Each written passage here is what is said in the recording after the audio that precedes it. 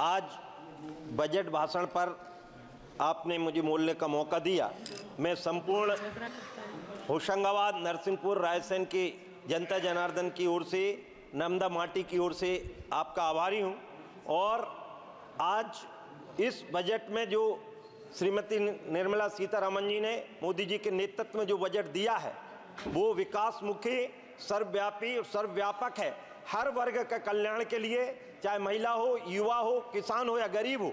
और जो थीम बनाई है उसमें चूंकि विपक्ष की बातें भी, और विपक्ष ने जो आरोप लगाए, खरो कमावे खोटो खावे, ये हमारे यहाँ कहावत चलती है और उस कहावत को किसान ने साकार किया है।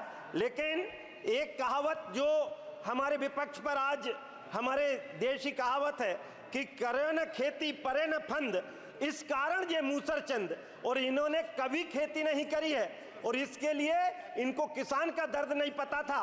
एक वो हालत थी जब कांग्रेस के पहले प्रधानमंत्री ने ये कहा कि इस देश का विकास उद्योगों के माध्यम से संभव। हम उद्योगों के विरोधी नहीं, लेकिन किसानों की लाश पर रोटी सेकने का काम किसी ने किया था तो कांग्रेस की सत्ता ने किया था, और किसान की खेती घाटे में डालने का काम उसने किया था।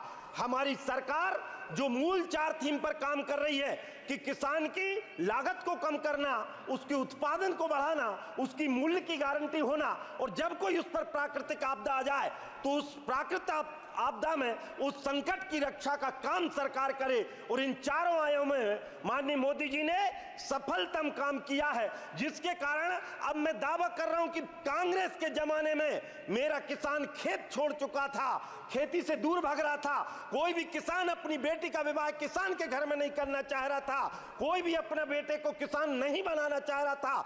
अब लेकिन जब से मोदी जी ने किसान व्यापी और राष्ट्रव्यापी जिस प्रकार का जो बजट लाए हैं, उसके बाद आईआईटी करे हुए बच्चे भी आज खेती की ओर लौट रहे हैं। मैं धन्यवाद देना चाहता हूं। आज जिस प्रकार का ये बजट आया है, ये इस बजट को मन आनंद से भरा हुआ है। ये अमृत काल का बजट है और दूरदर्शिता, विजन और भारत के संकल्प का बजट है। ये बजट 2047 का मॉडल तैयार कर रहा है जो सशक्त, समृद्ध, शक्तिशाली और आत्मनिर्भर भारत बनाने का बजट है।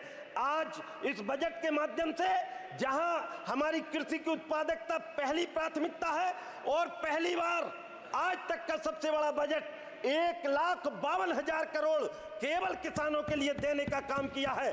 दलहन और तिलहन के लिए मिशन मोड तैयार किया है, और अगले 2 वर्षों में जिस आयाम को लेकर मैंने भी, क्योंकि किसान मोर्चा का अध्यक्ष होने के नाते, मध्य प्रदेश में किसानों की सरकार लगातार बन रही है। डॉक्टर मोहन यादव के नेतृत्व में 5वीं बार, और हमारे केंद्रीय कृषि मंत्री लगातार जिन्होंने इस काम को किया है, और इसलिए प्राकृतिक खेती के लिए जो बढ़ावा 1 करोड़ किसानों को 2 वर्षों में जोड़ने का काम किया है, इसके लिए मैं धन्यवाद देना चाहता हूं। खेती में उच्च पैदावार और जलवायु अनुकूल वाली 32 फसलों को 109 किस्में जिसकी नई तैयार करने का लक्ष्य जो सरकार ने लिया है, मैं इसका धन्यवाद देता हूं। फसलों के उत्पादन, भंडारण और विपणन को और मजबूत बनाया जाएगा। सब्जी उत्पादन और आपूर्ति की श्रृंखला के लिए नए क्लस्टर बनाए जा रहे हैं। राज्यों के साथ मिलकर कृषि के लिए डिजिटल, और जो विपक्ष आरोप लगाता है ये किसी राज्यों तक सीमित नहीं, ये पूरे भारत का बजट है। और 2024 तक 400 जिलों में खरीफ का डिजिटल सर्वे किया जाकर और उसको और उन्नत करने का काम किया जाएगा। आज प्रधानमंत्री जी के नेतृत्व में जो सामाजिक न्याय को चरितार्थ करने वाला सर्वव्यापक, सर्वस्पर्शी और सर्वसमावेशी बजट है। इस 2047 के रोड मैप में अर्थव्यवस्था सही दिशा में चल पड़ी है। हमारा सुनहरा भविष्य हमको दिख रहा है। भारत फिर से विश्व गुरु, इसी दीवाने खास में जो लिखा है कि घर फिर दोस्त बर रुए जमीयस्तो अमीयस्तो अमीयस्तो अमीयस्तो, यदि संसार में कहीं पर स्वर्ग है तो वो केवल मेरे भारत में है, केवल मेरे भारत में है। लेकिन मेरे विपक्षी मित्रों को क्योंकि उंगलियां छोटी पड़ गई, नाखून इतने बढ़ गए, और कुछ जुगनुओं के काफिले मोदी जी के पीछे पड़ गए। हमको समझना पड़ेगा, क्योंकि इन्होंने जो करने का काम किया है, माननीय विपक्ष के नेता कहते हमको डर लगता, तुमको लगना भी चाहिए, क्योंकि डर उनको लगता है जिनके कर्मों में दाग है। हम तो किसान के बेटे हैं, हमारे सीने में आग है। और इसलिए मैं कहना चाहता हूं कि मेरे क्षेत्र में, चूंकि नमदा माटी का क्षेत्र है, गन्ना क्षेत्र के लिए मैं चाहता हूं कि हमारे नरसिंहपुर को गन्ना जोन घोषित करते हुए सहकारिता मिलकर वहां पर गठन किया जाए, नर्मदा अंचल लोक बनाया जाए। हमारे मध्य प्रदेश में लोगों की बाढ़ आ गई है, ओंकारेश्वर से लेकर महाकोल लोक तक नर्मदा लोक बनाया जाए, जीआई टैग धान को दिया जाए। और गेहूं का हमारा क्षेत्र है, इसलिए हम चाहते गेहूं और मूंग की प्रोसेसिंग के यूनिट वहां पर लगने चाहिए, हर खेत को पानी मिले।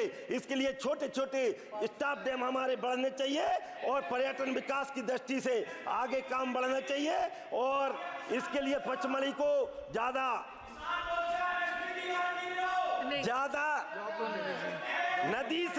नदी को जोड़ने का जो बहुआयामी और दूरगामी निर्णय अटल बिहारी वाजपेयी जी ने लिया था, मैं चाहता हूं कि हमारे यहाँ भी इस योजना को लागू करके और हर खेत को पानी देने का काम करें। और इसी के साथ मैं ये जो बजट है, ये हमारा बजट आज इनोवेशन और प्रौद्योगिकी के माध्यम से कल्याणकारी बजट है, अभूतपूर्व स्पीड और स्केल का बजट है, समृद्धि और विरासत को समन्वय बनाने वाली सरकार का बजट है, वैश्विक पटल पर विश्व बंधुत्व बनाने का काम करने वाली सरकार है।